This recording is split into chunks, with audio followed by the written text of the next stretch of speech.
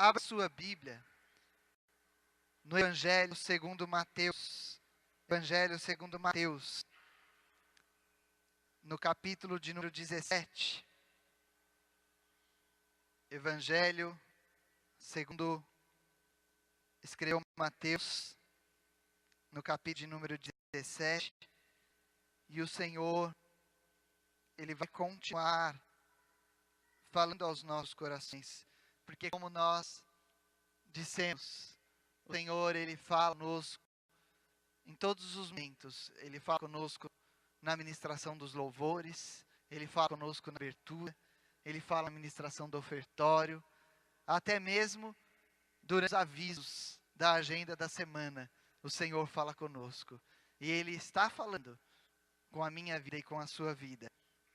A partir capítulo de número 17, a partir do verso de número 14, nós vamos ler alguns versos. Diz assim a palavra do Senhor: E quando chegaram à multidão, aproximou-se-lhe um homem, pondo-se de joelhos diante dele e dizendo: Senhor, tem misericórdia de meu filho, que é lunático e sofre muito, pois muitas vezes cai no fogo e muitas vezes na água. E trouxe-o aos teus discípulos e não puderam curá-lo. E Jesus respondendo disse: Ó geração incrédula e perversa, até quando estarei eu convosco? E até quando vos sofrerei? Trazei-mo aqui. E repreendeu Jesus o demônio que saiu dele, e desde aquela hora o menino sarou. Então os discípulos, aproximando-se de Jesus em particular, disseram: Por que não podemos nós expulsá-lo? E Jesus lhes disse: Por causa da vossa pequena fé. Porque em verdade vos digo que se tiverdes fé como um grão de mostarda, direis a este monte: Passa daqui para acolá, e há de passar, e nada vos será impossível. Mas esta casta de demônios não se expulsa, senão pela oração e pelo jejum. Amém. Senhor, nós louvamos o teu nome, Pai, te agradecemos. Mais uma vez, Senhor, nós louvamos a Ti pelo privilégio que o Senhor tem me concedido de ministrar a Tua palavra, Pai. Pelo privilégio de estarmos na Tua casa. Senhor, nós somos sustentados, fortalecidos pelo Senhor. E clamamos que mais uma vez nessa noite, o Teu Espírito Santo fale com cada vida, aquilo que é o desejo do seu coração, para cada um destes que aqui estão, para cada um daqueles que nos escutam, nos assistem pela internet. Deus, que o Teu nome seja glorificado, que a Tua palavra transforme vidas, que a Tua palavra liberte, cure, que a Tua palavra sare, que a Tua palavra, Senhor, restaure, renove, fortaleça, que a Tua palavra acrescente fé aos corações. É no nome de Jesus, Pai, que nós oramos e já te agradecemos por tudo. Amém, Deus. Amém. Louvado seja o nome do Senhor.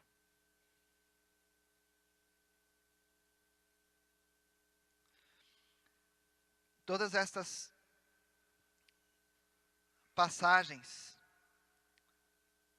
que citam momentos, que citam situações vividas por Jesus Cristo e que foram deixadas escritas nos evangelhos, elas trazem bastante ensino, diversos ensinamentos para a nossa vida. E a palavra do Senhor, nós dizemos, é um manual de vida, né? A palavra do Senhor, a Bíblia Sagrada, é orientação para as nossas vidas.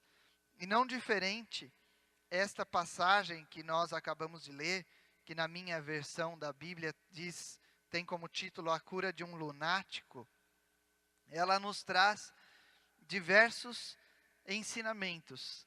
E eu meditava para trazer a palavra do Senhor à igreja nessa noite, e o Senhor colocou essa passagem no meu coração e alguns pontos para nós juntos aprendermos do Senhor para as nossas vidas. Talvez você já tenha lido este texto por diversas vezes e até pode ser que escute algo que seja repetido para você. Mas aquilo que é repetido da palavra de Deus para mim e para a sua vida é motivo de muita alegria, porque é a misericórdia do Senhor se renovando sobre nós. Nós precisamos constantemente ouvir, aprender, praticar, obedecer a palavra do Senhor. Essa passagem que nós acabamos de ler fala sobre a cura de um menino lunático. Diz que um certo homem que estava no meio da multidão, que acompanhava, que estava ali próximo a Jesus e os seus discípulos, este homem se coloca de joelhos diante de Jesus e pede misericórdia pelo seu filho que era lunático e sofria muito. E ele diz no verso de número 15 que nós lemos, que por muitas vezes este menino, que era seu filho, caía no fogo, outras vezes caía na água, e ele já havia apresentado o seu filho, já havia levado aquele menino aos discípulos de Jesus, e eles não puderam fazer nada, eles não puderam curá-lo. Jesus então responde no verso de número 17, geração incrédula e perversa, até quando estarei convosco? Até quando vos sofrerei? E pede para que traga aquele menino. Jesus então repreende aquele demônio, o demônio sai, o menino fica curado, o menino é sarado. E aí os discípulos então perguntam para Jesus, por que que nós não podemos fazer isso? Por que que nós não podemos expulsá-lo? E Jesus responde, por causa da sua da sua pequena fé, porque se vocês tiverem a fé como um grão de mostarda, vocês vão dizer ao monte, passa daqui para acolá, e este monte há de passar, e nada vos será impossível. E aí o verso 21, que foi o último verso, diz, mas esta casta de demônios não se expulsa senão pela oração e pelo jejum. Lunático é um louco, é um maluco. Lunático é um maluco, é uma pessoa que segue as mudanças da lua. Na verdade, ela tem variações. Ela é uma pessoa louca. E era isso que acontecia. Se você for ler e nos outros evangelhos, vão ter descrições diferentes, complementando um pouco mais sobre essa passagem, e diz que este jovem, ele até chegava a espumar, ele chegava a espumar pela boca, enfim, era um maluco, era um lunático e sofria muito. E por isso que o pai dele diz que às vezes ele caía no fogo, outras vezes caía na água, e apresenta-o para que Jesus curasse aquele menino. Jesus então expulsa o demônio daquele menino. Mas o que o Senhor, o Espírito Santo de Deus me leva, e eu quero meditar com os irmãos nesta passagem, não é o fato em si deste menino lunático que sofria e que foi curado, que fora repreendido o demônio que havia nele. Não é este fato apenas, porque isso é sinal. A palavra do Senhor diz que os sinais seguirão aos que crerem. Isto é sinal da atuação do poder de Deus na vida do homem. Isso é para que a glória seja dada ao Senhor. Isso é para que o homem veja, reconheça o poder que há em Deus e glorifique a Ele. Nós podemos perceber que são apenas 4 versos que fala dessa passagem. É muito rápida a citação em relação a este menino. E muitos outros sinais, muitos outros milagres aconteceram e ficaram relatados na palavra do Senhor. Nós podemos então dizer assim: verdadeiramente Deus é poderoso para curar. Verdadeiramente Deus é poderoso para libertar. Verdadeiramente não há impossível para Deus. E não há. Não há. Mas o Senhor, Ele quer nos ensinar algo mais. Algo que está além tão somente deste relato, deste milagre, desta cura que foi operada pelo Senhor na vida deste menino que era lunático. Nós temos que aprender um pouquinho mais. No verso de número 17, quando aquele menino é apresentado a Jesus, e aquele homem diz que já havia colocado ele diante dos discípulos e eles nada puderam fazer, Jesus, ele diz: geração incrédula e perversa, até quando estarei eu convosco? E até quando vos sofrerei? E pede para que tragam o menino. Quando eu cheguei nesse verso, essa passagem e essa palavra, porque a palavra do Senhor, ela é viva. A palavra do Senhor, ela se renova constantemente. E essa palavra, ela é atual, ela é moderna. Ela é a palavra que serve para mim e para você hoje. Ela serve para as nossas vidas hoje. E eu não tenho dúvida, eu tenho certeza de que todas as vezes que nós nos reunimos, o Senhor, Ele conhece o que está dentro do coração de cada um de nós. Ele sabe a nossa necessidade, qual é a nossa necessidade, e a palavra do Senhor, ela não volta vazia. O Senhor, Ele prepara uma palavra para que seja de acordo com a necessidade do coração de cada um. Não é incomum nós ouvirmos, nós que somos pastores, e todos, eu creio, quando termina o culto, um irmão que tem uma necessidade fala: o Senhor falou tanto comigo hoje. O outro que tem uma necessidade totalmente diferente diz: o Senhor falou tanto comigo hoje. A palavra foi a mesma. As necessidades são diferentes. As situações são diferentes. As vidas são diferentes. Mas Deus conhece cada coração. E a palavra do Senhor atende, supre, responde à necessidade de cada um. Quando nós chegamos nesse verso, ele diz: geração incrédula e perversa. Que geração é essa? Qual é esta geração, senão a geração que nós estamos vivendo nos nossos dias? A nossa geração. Esta é a nossa geração. Geração incrédula e perversa. Não é a geração de 20 séculos atrás. É a geração de 20 séculos atrás. Mas é a nossa geração. Geração incrédula e perversa.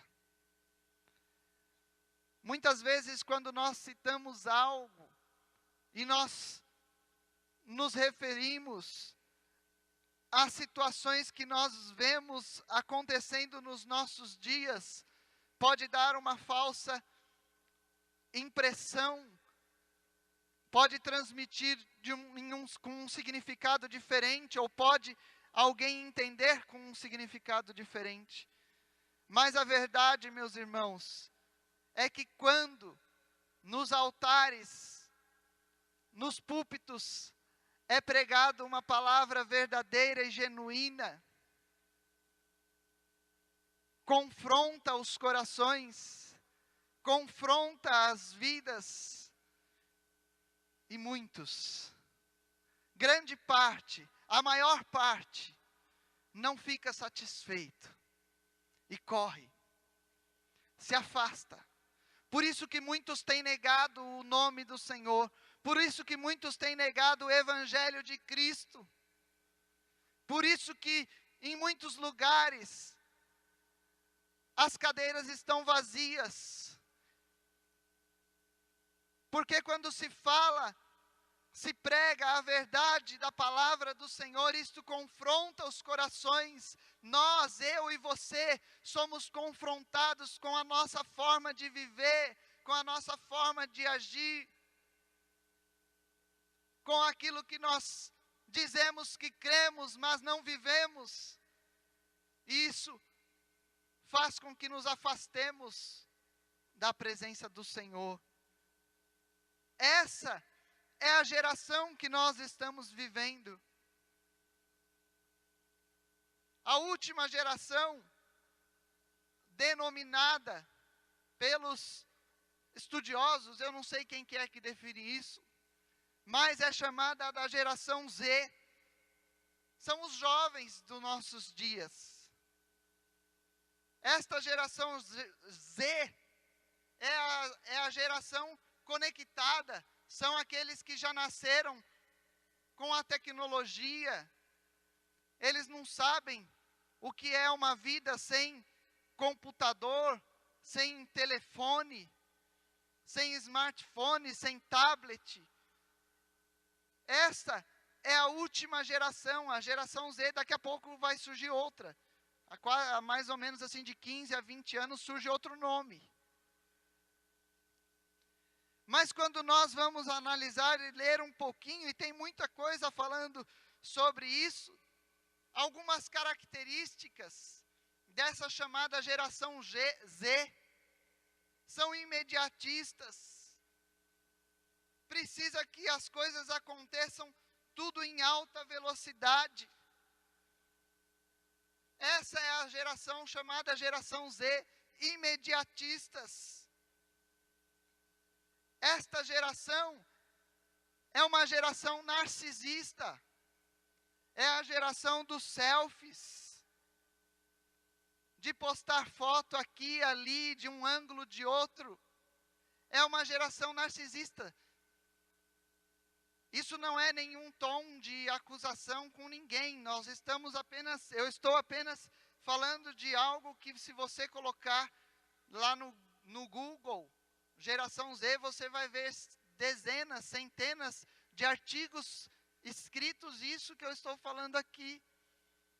São narcisistas. Apelam por uma curtida, por um like, por um gostei, por um legal, por um coraçãozinho, por um joinha. Fazem de tudo. Esta geração é a geração individualista. São individuais. Tem muitos amigos distantes. Tem muitas pessoas distantes que curtem, que se relacionam, mas não tem ninguém próximo. Se afastam dos que estão perto. Muitos são, inclusive, antissociais, porque não conseguem se relacionar e estar perto de ninguém. É a geração chamada geração Z. É uma geração onde nada é absoluto, tudo é relativo. É a geração do relativismo. Tudo é relativo, nada é absoluto. Sabem sobre tudo, mas não sabem nada com profundidade. O conhecimento é superficial. Leem sobre tudo na internet, sabem sobre todos os assuntos, discutem, questionam, opinam, sugerem, brigam na internet, mas é tudo superficial. Não conseguem se aprofundar em nada, não conseguem ter um conhecimento profundo em nada. São questionadores, acreditam na sua própria capacidade para resolver as coisas, para resolver os problemas. Esta é a geração Z. Não é esta a geração incrédula e perversa, uma geração que se corrompe facilmente. E perversão é você alterar a função normal das coisas. Isto é o significado de perverter. É você alterar a função normal, natural das coisas. Essa é a geração que perverte facilmente, que se corrompe facilmente. Uma geração devassa, uma geração má. Essa é a nossa geração. Não é essa a geração que Jesus disse, aquele pai que trouxera o seu filho, geração incrédula e perversa. Até quando estarei eu convosco e até quando vos sofrerei? Esta é a nossa geração. É a geração que nós estamos vivendo.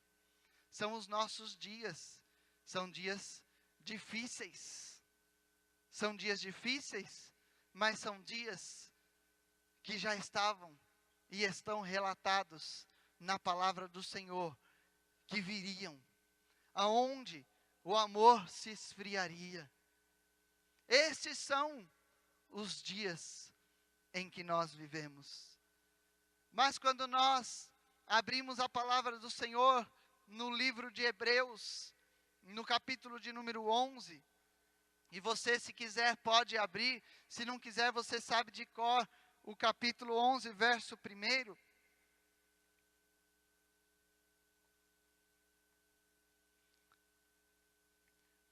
A palavra do Senhor, no capítulo 11, do livro aos Hebreus, no verso 1, diz assim: ora, a fé é o firme fundamento das coisas que se esperam, e a prova das coisas que não se veem.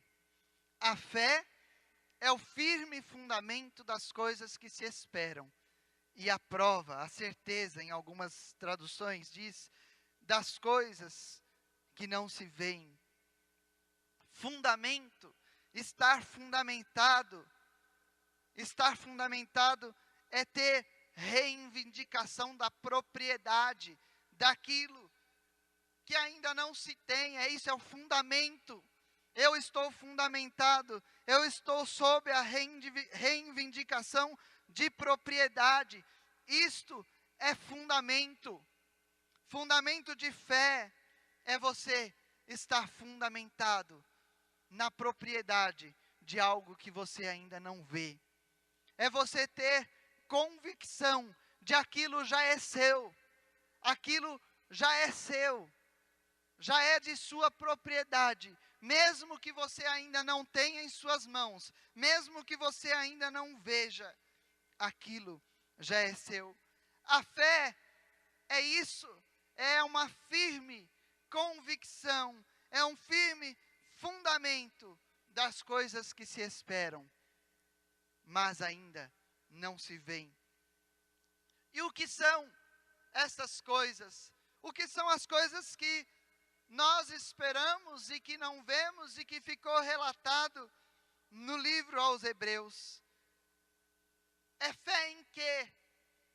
É convicção, é certeza do que nós esperamos, mas que ainda não vemos. Quando nós lemos o capítulo de número 11 aos Hebreus, e se você está com a sua Bíblia aberta, no livro aos Hebreus, você vai ver vários nomes de heróis da fé sendo citados em ocasiões, em passagens que estão relatados em outras partes da Bíblia e ficaram relatados para o fortalecimento da nossa fé. Mas nós vamos ver aqui vários homens, mulheres citados. E se nós começarmos a ler, diz, verso de número 4, pela fé Abel ofereceu a Deus maior sacrifício do que Caim, pelo qual alcançou o testemunho de que era justo, dando Deus testemunho dos seus dons, e por ela, depois de morto, ainda fala. E aí vai e começa e vai citando vários heróis da fé.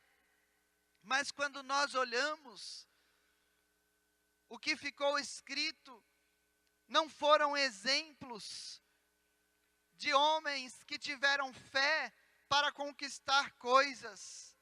Não foram exemplos de homens que tinham convicção de coisas.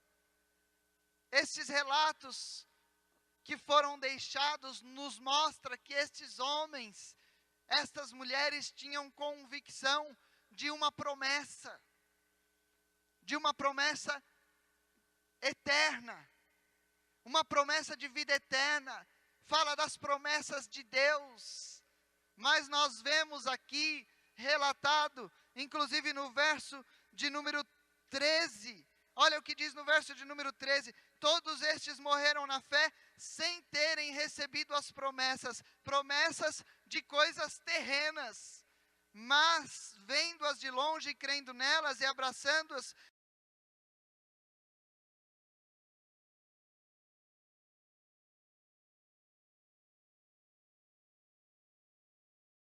confessaram que eram estrangeiros e peregrinos na terra, porque os que isso dizem claramente mostram que buscam uma pátria, e se na verdade se lembrassem daquela de onde haviam saído, teriam oportunidade de tornar, mas agora desejam uma melhor, isto é, a celestial, pelo que também Deus não se envergonha deles, de se chamar seu Deus, porque já lhes preparou uma cidade.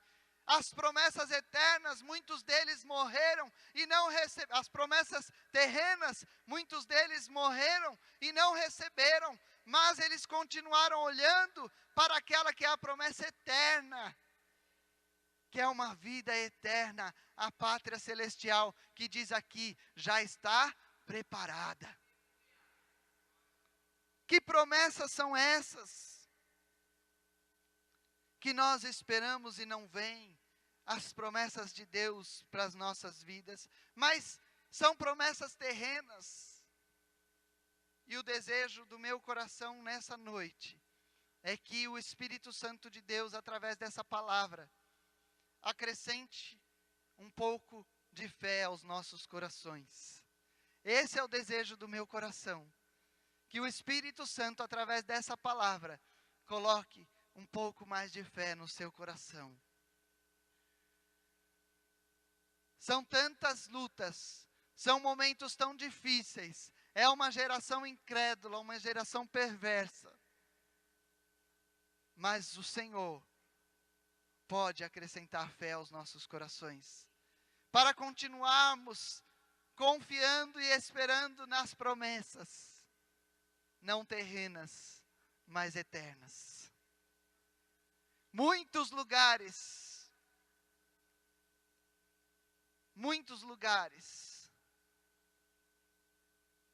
têm superlotado em busca de promessas terrenas. Mas não são essas as promessas que o Senhor tem para mim e para a sua vida. Talvez se fossem, esses corredores estariam lotados de cadeiras, e essas cadeiras todas estariam cheias. Se fossem, aqui estaria superlotado. Talvez você entrou aqui nessa noite em busca de uma promessa terrena. Mas não são essas as promessas de Deus para as nossas vidas. Não são essas. Eu lamento muito dizer assim para você, mas eu me alegro em poder dizer isso, porque esta é a verdade da palavra de Deus. As promessas do Senhor para as nossas vidas são promessas eternas. Essas são as promessas de Deus. E como então estar fundamentado? Como esperar pacientemente nas promessas de Deus, se nós trazemos conosco as características de uma geração imediatista, individualista, narcisista? Como está fundamentado e esperar pacientemente nas promessas de Deus, que são eternas, se nós trazemos conosco o relativismo?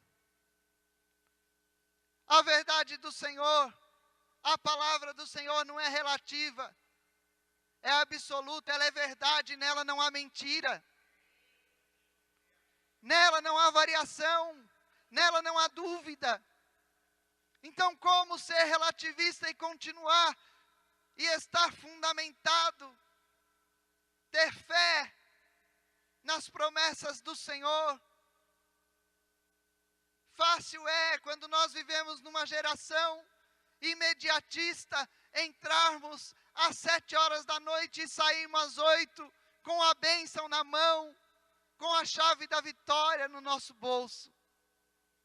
Difícil é esperar pacientemente nas promessas que são eternas do nosso Deus. Como esperar pacientemente? Como ter fé nas promessas que são eternas, se o que importa é o meu umbigo e nada mais? Se eu recebo, eu levanto as minhas mãos. Se eu não recebo, eu não levanto. Se eu recebo, eu dou glória a Deus e aleluia. Se eu não recebo, eu não tenho motivos para estar alegre. A tristeza no meu coração, a angústia no meu coração, porque eu peço e não recebo aquilo que eu quero para satisfazer a minha vontade. Como estar fundamentado e esperar pacientemente nas promessas de Deus? Se o que importa não é a imagem de Cristo em minha vida, mas importa é quando eu tiro a foto e posto no Facebook, eu recebo muitos elogios, eu recebo muitos coraçõezinhos, likes e gostei. Como estar fundamentado nas promessas do Senhor e esperar pacientemente numa promessa que é eterna para a minha vida? Como esperar pacientemente nas promessas de Deus e estar fundamentado nesta palavra, nestas promessas, se eu não conheço quais são essas promessas? Eu mais ou menos sei o Salmo 23 e o 91. Mais ou menos, porque se eu me distrair um pouquinho eu erro. E não sei nada mais.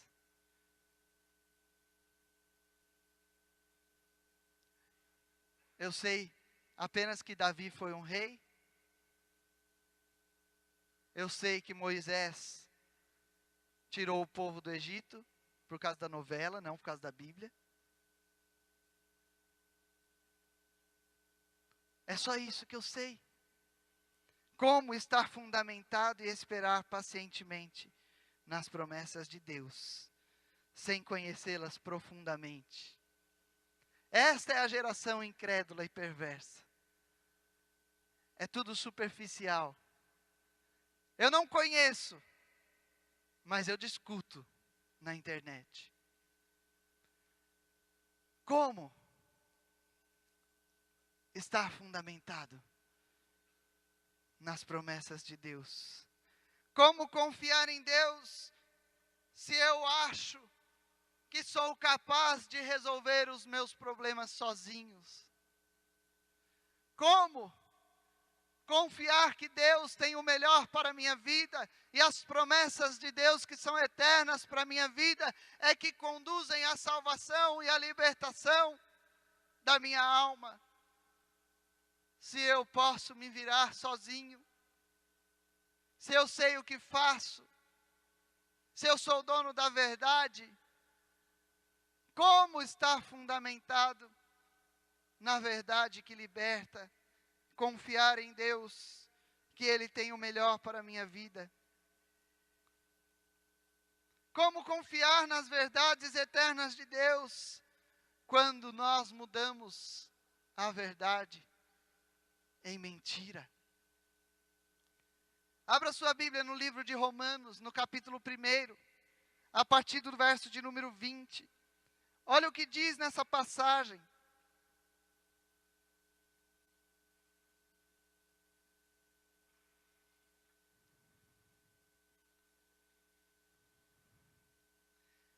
Romanos, no capítulo 1, a partir do verso de número 20.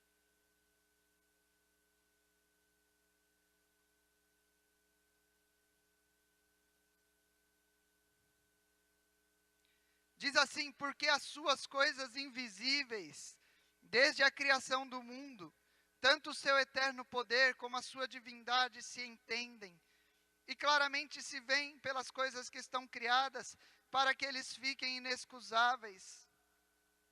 Porquanto, tendo conhecido a Deus, não o glorificaram como Deus, nem lhe deram graças. Antes, em seus discursos se desvaneceram, e o seu coração insensato se obscureceu.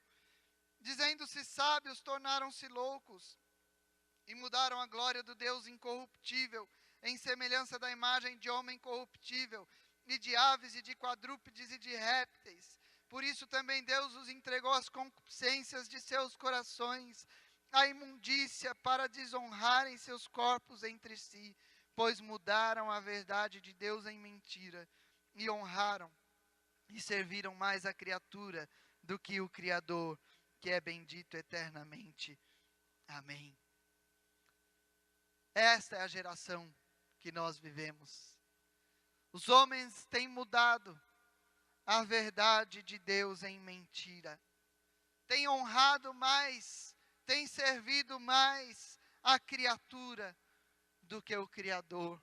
Têm honrado e têm servido mais as coisas do que o Deus que as criou. É a geração que muda a verdade de Deus em mentira. E como confiar nestas verdades eternas, se facilmente se muda a verdade da palavra e se transforma em mentira? Se tira versos isolados e se usa a seu bel prazer para satisfazer as suas vontades.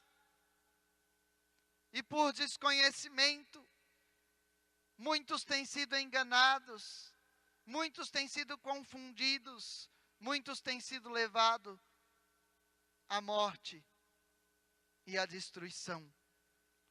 Como permanecer firmado nestas verdades eternas, se o homem tem mudado a verdade de Deus em mentira? É necessário ter fé como o grão de mostarda. O verso de número 20 de Mateus 17 que nós lemos diz que Jesus repreendeu os demônios. No verso 18, no verso 19, os discípulos se aproximaram dele e perguntaram por que eles não puderam expulsá-lo. E aí no verso de número 20 ele diz: porque vocês têm pouca fé. Se vocês tiverem fé como um grão de mostarda, vocês dirão a este monte: passa daqui para colar, e ele passará, e nada vos será impossível. Mais uma vez, o que é que o Senhor está dizendo para mim e para você? Ele está nos ensinando a receita de como conquistar coisas nesta terra. E é isso que muitos, ao lerem essa passagem, ensinam. Você precisa ter mais fé. A tua fé é nada. Porque se a tua fé fosse como um grãozinho de mostarda, nada seria impossível para você. Mas não é isso que o Senhor está dizendo aqui. O Senhor está dizendo: em verdade vos digo que se tiverem fé como um grão de mostarda. O Senhor está mostrando aqui que esta fé ela precisa como uma semente. E pega, vai lá no dicionário e joga grão para você ver o significado. Grão é uma semente. Grão é uma semente. E o grão de mostarda é a semente da mostarda. E o Senhor está dizendo, se vocês tiverem fé, como uma semente, que quando ela é plantada, ela floresce, nasce uma árvore, dessa árvore nascem frutos, e estes frutos se multiplicam. Isso se multiplica. Vocês dirão a este monte, passa daqui para lá, mas o Senhor está dizendo sobre promessas eternas. Quando ele chega no verso de número 21, ele fala da casta de demônios que só sai se for por jejum e oração. E aí no 22 e no 23, ele fala do sacrifício e da ressurreição de Jesus Cristo, que é o que dá a vida eterna ao homem. É isso que o Senhor está nos ensinando nessa passagem. Em Romanos, no capítulo de número 10, no verso de número 17, a palavra do Senhor diz assim, que a fé vem pelo ouvir, e o ouvir pela palavra de Deus. Se você tem escutado, se você tem dado ouvidos à palavra de Deus, o Senhor já colocou fé no seu coração. É dessa forma que nós alcançamos fé. A fé não vem de outra forma. A fé vem do ouvir a palavra de Deus. A palavra de Deus plantada em nossos corações floresce, frutifica e gera fé em nossos corações. Fé em Cristo Jesus, fé no Filho de Deus, fé para a salvação, fé para receber as promessas eternas, fé para esperar pacientemente em meio a uma geração incrédula e perversa nas promessas de Deus que são eternas para as nossas vidas. Como alcançar fé? Como ter fé? Ouvindo a palavra de Deus. O significado de ouvir é obedecer, é cumprir, é não apenas escutar por um lado e deixar sair pelo outro, mas é cumprir a vontade de Deus, obedecer a palavra de Deus, fazer aquilo que manda a palavra de Deus. E quando nós fazemos isso, a fé vai sendo acrescentada aos nossos corações. Eu não sei quais são os montes na sua vida. Em Romanos, no capítulo de número 12 ainda, no verso de número 3, 2 capítulos à frente desse que nós lemos, a palavra diz assim que, pela graça que me é dada, digo a cada um dentre vós, Paulo dizendo à igreja de Roma, que não pense de si mesmo além do que convém, antes pense com moderação, conforme a medida da fé que Deus repartiu a cada um. Deus tem colocado fé em nossos corações. É uma medida que Deus tem dado de fé. Mas esta fé, ela é acrescentada às nossas vidas à medida que nós ouvimos, obedecemos a palavra do Senhor. E eu não sei qual é o monte da sua vida, parafraseando este verso de número 20 que nós lemos. Talvez este monte na sua vida seja a solidão, a angústia, a enfermidade, a dificuldade financeira, problema de saúde, eu não sei qual é. Eu não sei o que é que você precisa transpor, ultrapassar. Mas eu sei, e o Senhor diz para mim e para você nessa noite, que nós precisamos estar com a nossa fé fundamentada nas promessas eternas do Senhor. Porque fundamentados nas promessas eternas do Senhor, a nossa vitória é certa. Estes montes sairão de um lado e irão para o outro, eles passarão. E a nossa vitória é certa e garantida no Senhor. É isso que o Senhor quer que eu e você consigamos ver nessa noite. Você precisa enxergar isso. Você precisa enxergar isso. Os montes são colocados à nossa frente. Não é para provar a nossa capacidade. Os montes são colocados à nossa frente para nos fazer aprovados, para receber uma herança, uma promessa eterna. É isso que os montes fazem na nossa vida. Você e eu precisamos ser aprovados. E o Senhor quer colocar fé nos nossos corações, para recebermos essas promessas que são eternas. Muitos hoje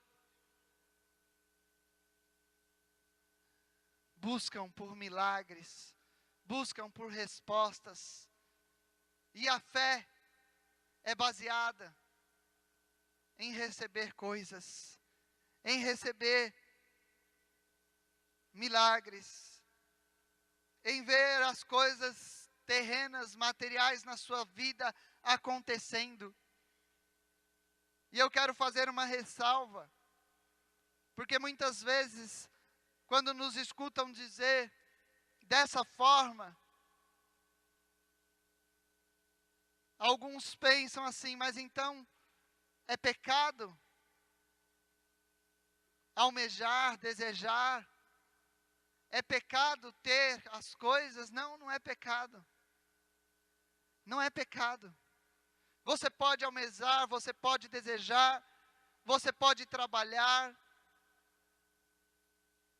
você pode receber, você pode ter, o Senhor pode te dar.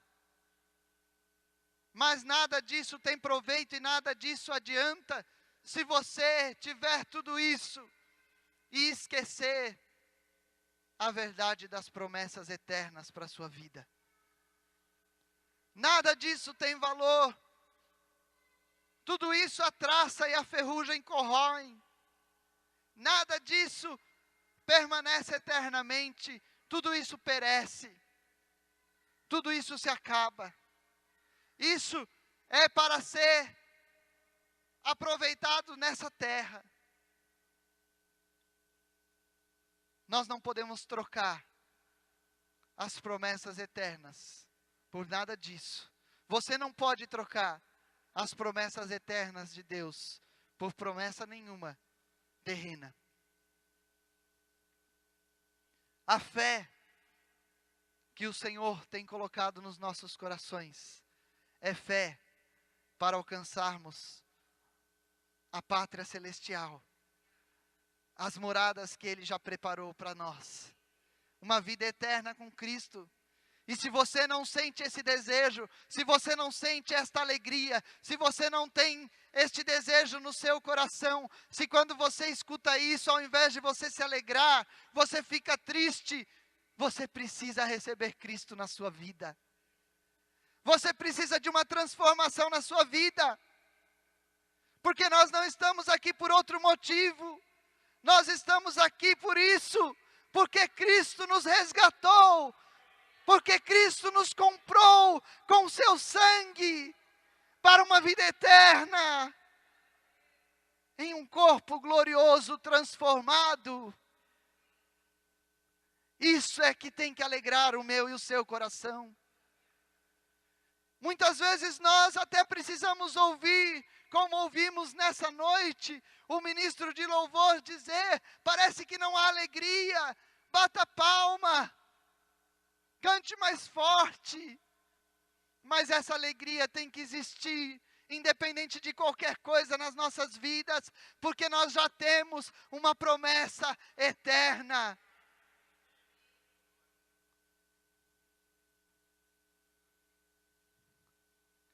A nossa fé precisa ser acrescentada.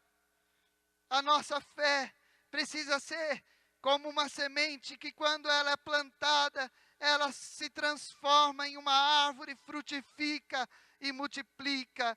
Mas para que isso aconteça, nós precisamos plantar esta semente, nós precisamos depositar a nossa confiança totalmente em Deus.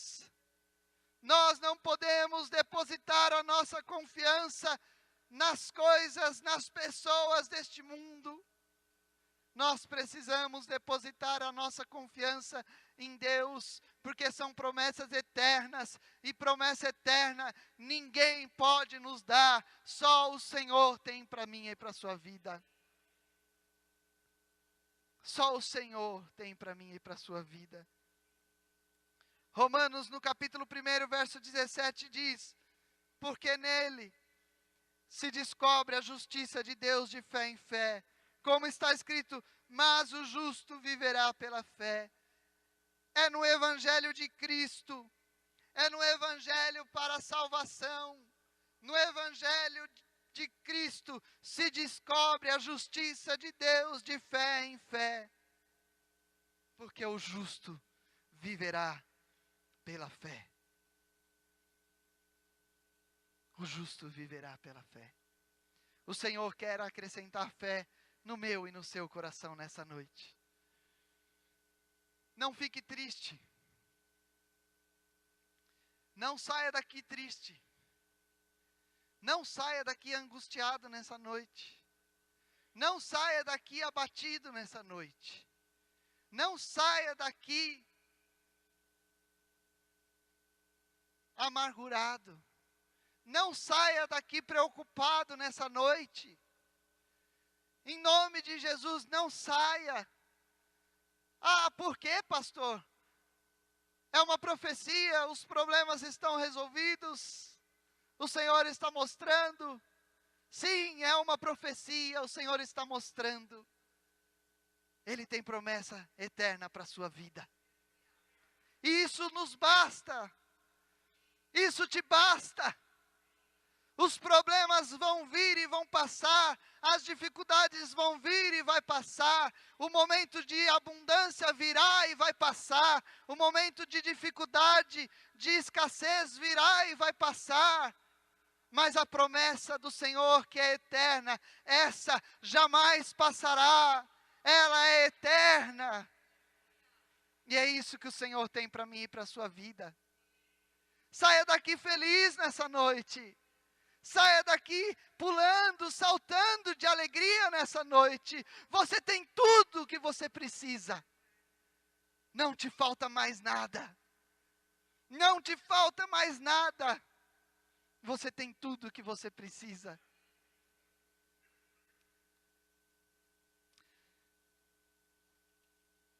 Mas lá em Hebreus, no capítulo de número 11 que nós lemos, no verso de número 6, fala assim, que sem fé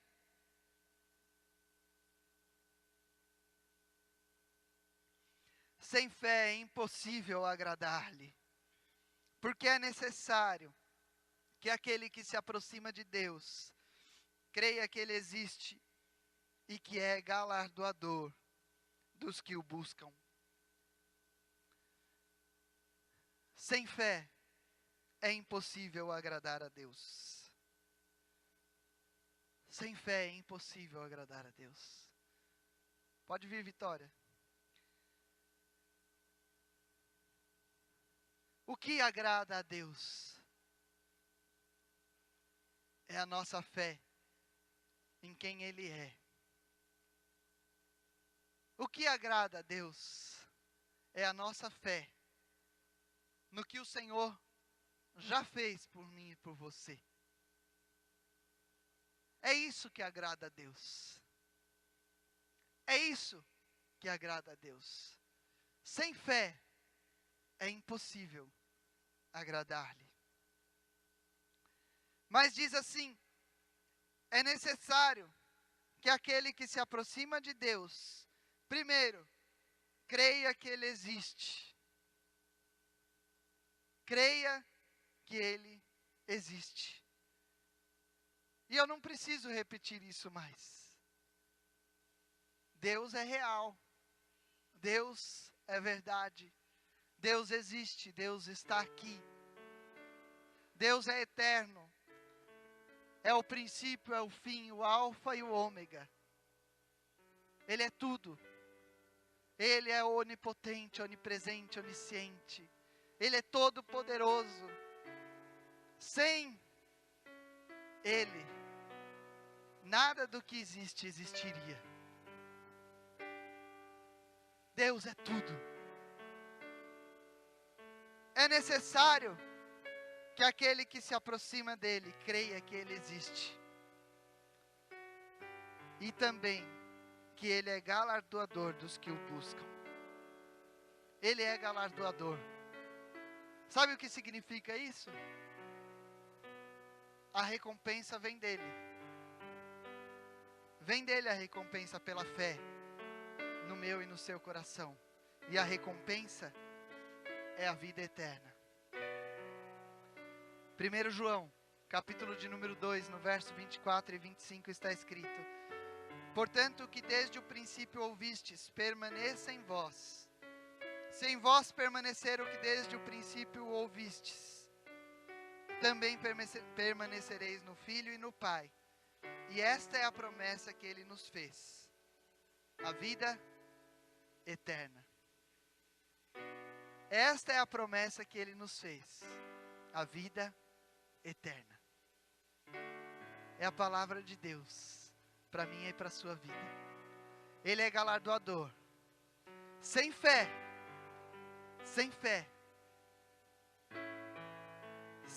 é impossível agradar a Deus. Você quer agradar a Deus?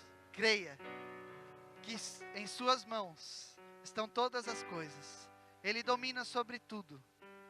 Ele é real. Ele é eterno. Creia que Ele é galardoador. E a recompensa pela sua fé virá. A recompensa pela sua fé virá. A recompensa é a promessa que Ele nos deu. É a vida eterna. Amém? Fique em pé.